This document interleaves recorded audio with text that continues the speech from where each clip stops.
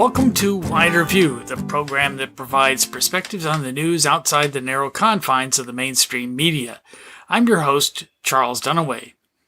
Our guest today is a very interesting young man from the United States who's working on a doctorate in political science at the University of Cambridge in the UK. My interview with Benajmin Studebaker is coming up, but first here are some updates on stories we've featured recently.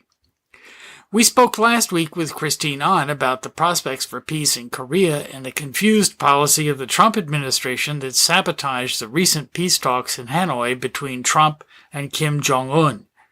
This week, the frustration of the North Korean government became more apparent. On Saturday, March 23rd, the government-run website DPRK Today accused the Moon government in South Korea of reneging on its promise to improve inter-Korean ties and giving priority to, quote, cooperation with a foreign force over cooperation among the Korean nation, end quote. It said, quote, the South Korean authorities' behavior is deeply deplorable. The only things the South will get from cooperating with the United States will be a deepening subordination, humiliation, and shame, end quote. Another DPRK website said on Friday, quote, the South's authorities can't do anything without approval or instruction from the United States, so how do they think they can be a mediator or facilitator? They should know their place, end quote. While these statements are quite justifiable and factual, they do little to improve the prospects for peace. That responsibility lies in Washington, and as long as neocons like Bolton and Pompeo are allowed to run U.S. foreign policy, no progress can be made. 2 weeks ago, we spoke with Press TV Paris correspondent Ramin Mazaheri about the Yellow Vest protests there. Here's his report on this Saturday's protests. The 19th consecutive weekend of demonstrations by the anti-government Yellow Vest movement marked a historical turning point in France. For the first time since the Algerian War for Independence, the army has been used in police operations inside France against the French people, causing widespread shock and controversy. This is an admission of weakness. The government's using the last advantage it has to increase its ability to repress protesters. Riot police were given more concentrated tear gas, drones, and orders to make unprecedented searches, seizures, and arrests. Even though France is the only European country where police are permitted to use rubber bullets, riot police were armed with an even tougher grade of what they euphemistically refer to as flashballs, which continue to cause serious injuries to protesters. Despite the certainty of even harsher repression, perhaps over 100,000 Yellow Vests marched nationwide. This is turning into a civil war, and that is exactly what will happen if President Emmanuel Macron doesn't back down. We Yellow Vests have solidarity with all the workers of the world, including the victims of French imperialism, and we will not stop until our demands for greater economic equality are fulfilled. Ramin Mazaheri, Press TV, Paris. And now our main feature, my interview with political scientist Benajmin Studebaker on the race for president here in the United States. I'm a fourth-year PhD student at the University of Cambridge in Britain, where I work on democracy, legitimacy, inequality, crises in democracies, and how they resolve it, how those crises can be kicked off by growing inequality and the way people feel about and respond to that inequality, and how that, of course, interacts and intersects with international politics and the global environment that we now exist in, heavily globalized environment. So that's the research I do. And then I also teach a lot of students, and I have a blog, benajminstudebaker.com, and a podcast, What's Left, that I'm doing with Aimee Terese. Well, you've written a number of provocative articles recently. This is what sort of got my attention. But articles about candidates running for the Democratic nomination for president next year. You know, you have titles like "A Second Term for Trump is Better Than Veto," "Elizabeth Warren is Not Left Wing." One of the ones I find really was most interesting is "Why We Cannot Nominate a Young Person in 2020." So maybe you can talk a little bit about your fundamental ideas about the Democratic Party and the primary process that informs these articles. And yeah, so I think that over the last 40 years or so, the Republican Party has mainly been on offense against the Democratic Party. The Republican Party has tended to set the table, construct the narrative, and is pushing the country in the direction it wants to go in. And the Democratic Party has mainly played defense and attempted to, in some places, slow or inhibit that progression, but it hasn't really taken control of the discourse by promoting an alternative narrative that might resonate with voters. This kind of triangulation, this accommodating of Reaganism, I think was a response to electoral defeats in the 80s, Mondale's, and then Dukakis's, culminating in Bill Clinton. And the Democrats who came up during the Clinton era or in the era following Bill Clinton's presidency, they made a number of accommodating moves to conservatism in their economic policy, in their approach to the prison system, in their foreign policy. And these accommodations have turned the Democratic Party into a kind of soft version of the 80s Republican Party.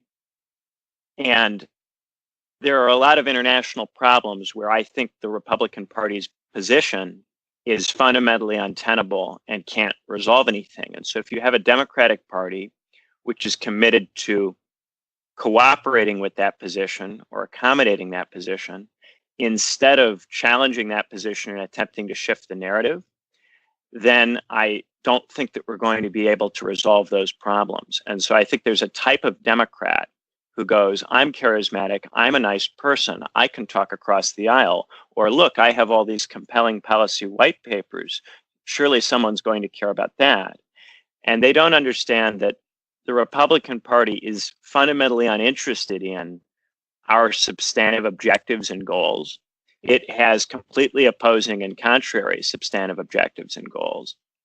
And we have to force it to change by pushing an alternative narrative that is not a version of or a softer version of the Republican narrative. To give an example in say, the case of Beto O'Rourke, he was in the bottom 25% for liberalism, according to most metrics. When he was a representative, he voted conservative the bulk of the time. He's got more in common with Joe Manchin than Bernie Sanders.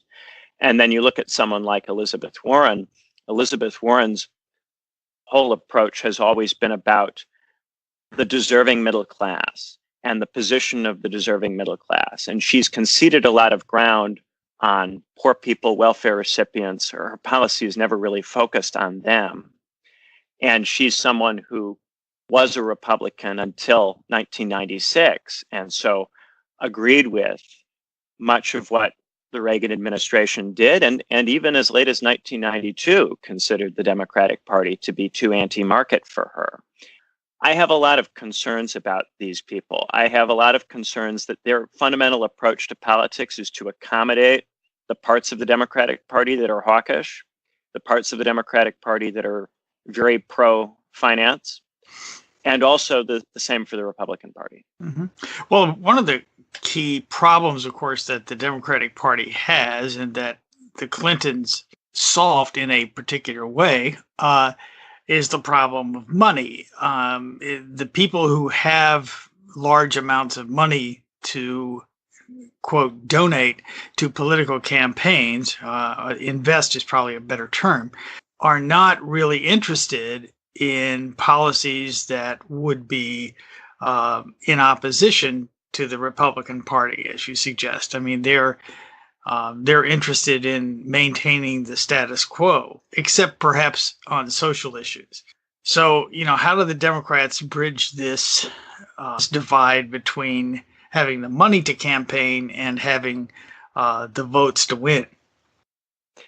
Yeah, there was a decision, I think, by the Democratic Party in the 70s that the labor movement and the workers were not socially liberal enough, and that therefore the party would kind of move in that direction.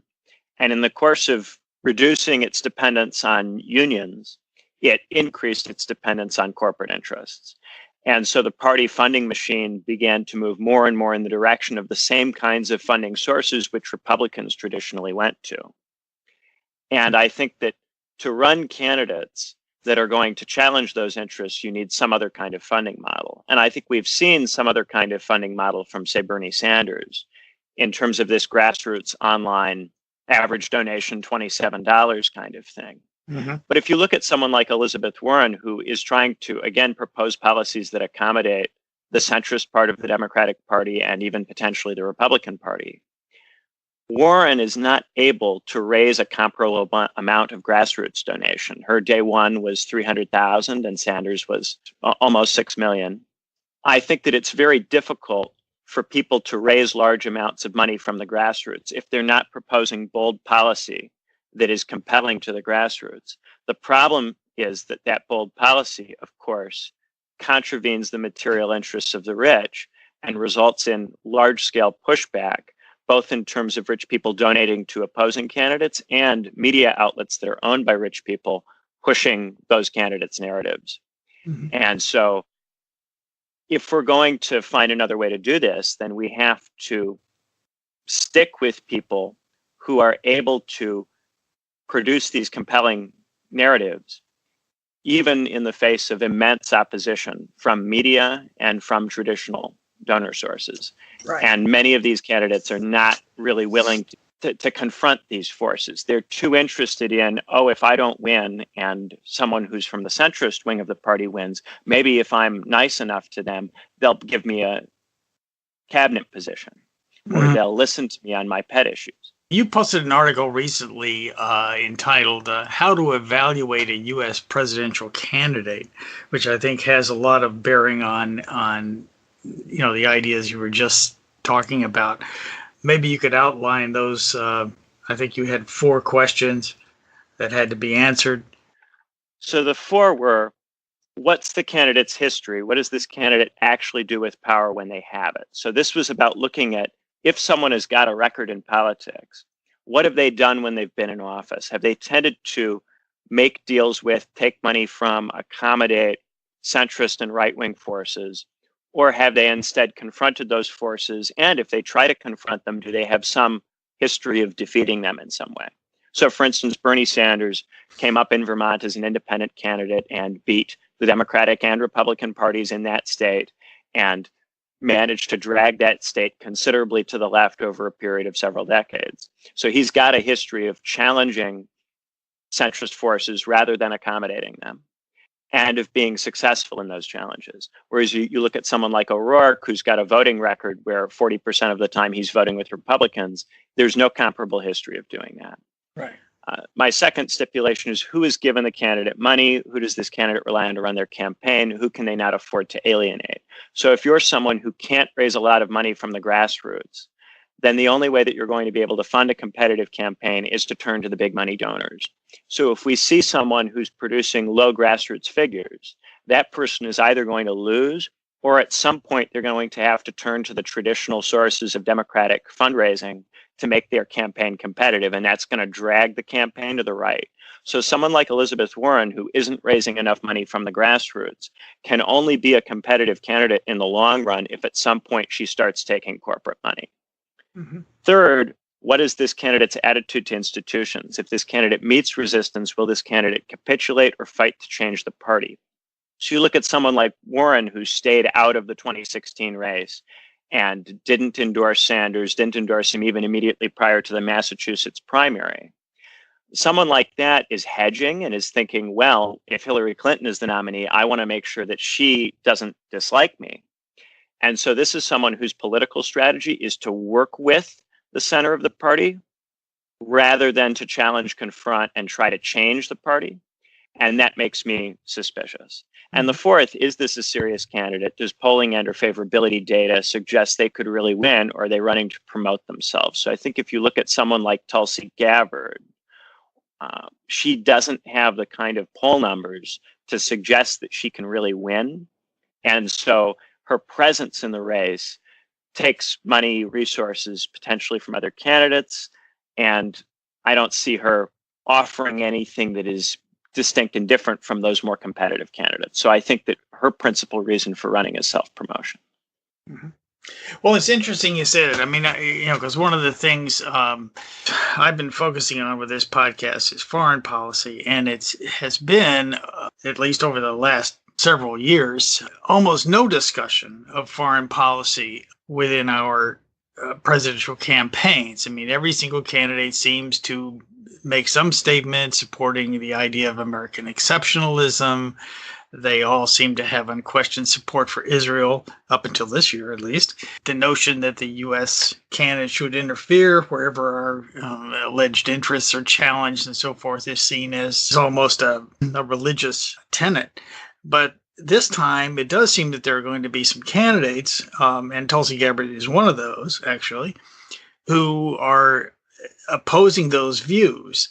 Personally, think it's important that we have those discussions within the context of a campaign, but I'm rather interested to find out what the reaction of the American people will be to it once we have it. Yeah, I think that to have that discussion and to have it be productive, it has to come from people who are competitive enough in polling that they draw serious attention from the media. Someone like Gabbard in most of the major polling is getting 0 or 1%. Mm-hmm. And even if you look at second preference voting, most Bernie Sanders voters are not listing Tulsi as a second preference. She gets a very, very low percentage of second preference votes too. So I think that someone like her, even if she's saying things that are interesting, she'll have a very hard time getting those taken seriously. And I don't think that it will ultimately have much discursive impact. Whereas if you saw someone who is getting maybe 5, 6, or 7 points talking about that, that could be more significant. I know that Bernie Sanders has made some statements that are different from the norm. Do you think that he will continue to carry that ball, or do you think that foreign policy will or should become an issue in 2020? I think that Sanders is very cautious about framing foreign policy as a key campaign issue, in part because he's looked at what's happened with, say, Jeremy Corbyn in the UK. Corbyn is the leader of the Labour Party in Britain, and he's been much more aggressive in his condemnation of imperialism than Sanders has been to this point. And the response from the press has been to make everything about that and to frame that to the exclusion of the economic stuff. And so the result is, if we look at issue polling in Britain, Labour Party policies that are economic in nature tend to have much higher favorability ratings with the general public than the foreign policy positions. Mm-hmm. And so once he makes these foreign policy statements, the media jumps on this. The corporate media then uses the foreign policy statements to try to marginalize him and frame him as a strange or crazy person or someone who's not loyal to the country. Right. And they've had quite a bit of success doing this. Corbyn's net rating is now -20, and Sanders is, I think, +5 or +7 overall with all voters. And so I think when you look at something like that, given the British political climate is much more favorable to this critique than the American climate is, it is questionable whether it's politically tractable for a candidate to frame foreign policy as the key issue. Nonetheless, I think if we look at Sanders' history on foreign policy, he has had a notably different foreign policy from, say, the Hillary Clintons and Joe Bidens of the party. Certainly, he's got a different vote from Joe Biden on Iraq. Barack Obama expressed a different position on Iraq, but we didn't get a radically different foreign policy out of him. That said, I do think that if Hillary Clinton had been president, we likely would have put ground troops in Syria in very large numbers. Yes, I would agree with you there. You're moving over into one of my pet theories, which I will throw at you now. And that is that certainly in presidential elections that don't have an incumbent, the American people seem to always choose the person that they believe to be an outsider, not a member of the Washington establishment, or the least likely to be in bed with the Washington establishment. Governors, first-term senators, real estate tycoons, etc. And to me, that evidence is a serious disaffection with the federal government that I'm really not seeing the Democratic Party particularly respond to. The Republicans respond to it by saying famously that government is the problem. Can Democrats take advantage of this disaffection, assuming that you believe it exists, and use it to their advantage? Yeah, I definitely think it exists. I think we're in a kind of period of legitimacy crisis where people feel that our institutions are not functioning properly, that they're not functioning in a fair way. It's not like maybe 100 years ago when a significant number of people who felt that way may have called for authoritarianism, fascism, communism, something like that. But there is a real appetite for institutional change. Mm-hmm. And so I think that to take advantage of this, the Republicans just kind of say, well, the state can't do anything, so just abandon it and just back up and give up on politics. But I think that a lot of Americans want more out of politics and want a better kind of politics than the politics we have, which of course the Republicans can't offer because their politics is an anti-politics. And I think that there's some possibility of that within the Democratic Party, but not from the traditional establishment centrist candidates, because their approach is still that America is already great, that the people who say it's not great belong in the basket of deplorables. Insofar as they call for institutional change, all they really talk about is stuff like abolishing the Electoral College to reduce the political influence of the states they were not able to win. There are perhaps, from the direction of Bernie Sanders, maybe a more institutional critique that has more to do with where people are getting their money from, campaign finance, broader critiques about who gets into office in the first place and what the institutional procedures are in the parties for deciding who can run. This kind of stuff, I think, may eventually produce a more left populist response that can compete with the right populist response. But so far, the Democratic Party remains largely in the hands of the 90s centrist group. And those new Democrats think that this system works fine, and they primarily campaign to a professional, middle class, urban audience that is receptive to that view because it's done reasonably okay over the last couple decades. I don't know if you do predictions, but do you think that Bernie Sanders this time will be allowed or will be able to win the nomination? I think Sanders has a better chance this time. I think that the parties have less control over the primary process than a lot of people believe coming out of 2016. I think that almost no one in the Republican Party elite wanted Donald Trump to be the nominee, including Fox, which initially opposed him, all of the Bush people who hate him, Romney, who hated him, all of those guys, McCain, virtually everyone who has had any significant influence in the Republican Party over the last 2 decades was anti-Trump, at least until it became obvious that the Republican primary voters were not going to change their minds about him. I think it is possible to put the Democratic Party in the same kind of situation. But to have that happen, there needs to be quite strong support for Sanders. So I think that the first step in getting Sanders in is to have Biden hit the rocks and have the Biden vote share come apart. Polling indicates that most Biden voters, their second preference is Bernie Sanders, which may seem odd because ideologically the two are quite different. But they tend to appeal to the same kind of often Midwestern or rural voter who finds the identity politics stuff distasteful or unappetizing. So I think that if Biden's vote share comes apart a bit, the fact that the field is already heavily broken up into smaller chunks would give Bernie Sanders a very good shot. It will depend on either A, can Joe Biden keep that block of people together? And then B, will someone else come in to replace him if he doesn't, who is more able to command the support of the center? There could be a late entry from someone who has a lot of cachet in the party on behalf of the center, like John Kerry, or Hillary Clinton, I think, was speculating about this for a while, but seems to have decided that she won't do it, to attempt to reunify the center group. Hopefully not. For my money, Bernie Sanders is possibly the only Democrat that could win, particularly since I think the Mueller investigation has turned out to be a dead end. I don't see Trump's base yet pulling away from him. That's backed up by the numbers. His approval rating is at this point pretty close to 42%. That's about as high as it tends to go. And a month before he was elected, his favorability rating was 35%. He's in a reasonably strong position right now. Well, let me sort of wind this up by asking a maybe more blue sky kind of question here.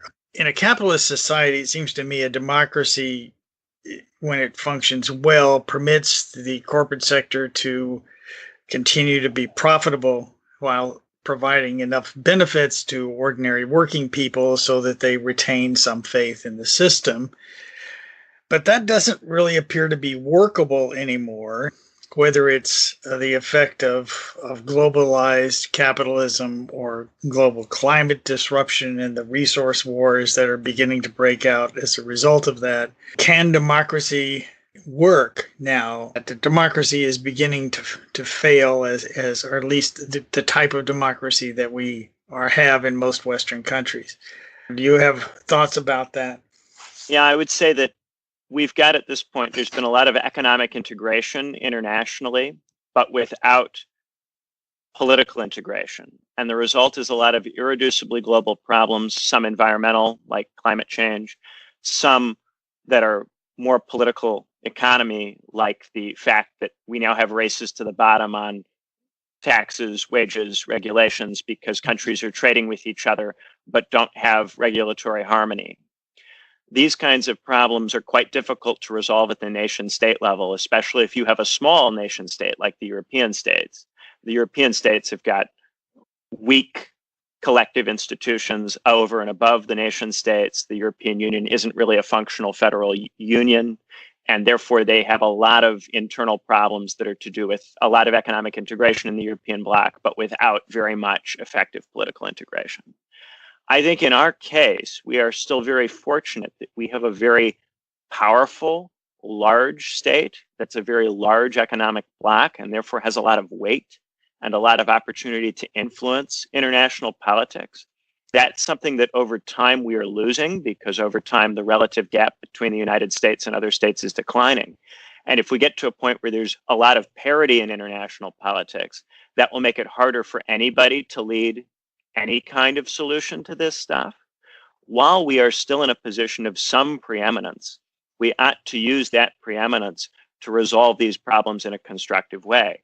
The unfortunate thing is that we've been led over the last 40 or 50 years by a Republican consensus that the Democrats have accommodated, which is not only not interested in solving these problems, but which has been actively seeking to make it worse. And that's why it's not enough to just beat the Republicans at the next election. We have to so thoroughly change the discourse in the United States that the Republicans become a different kind of party, in the way that Franklin Roosevelt compelled the Republicans to become a different kind of party in the 30s and 40s, so that by the time Dwight Eisenhower got in, the Republicans were accommodating a 90% top rate of tax, they were accommodating Social Security, and they were even calling for their own infrastructure spending programs like the highway system.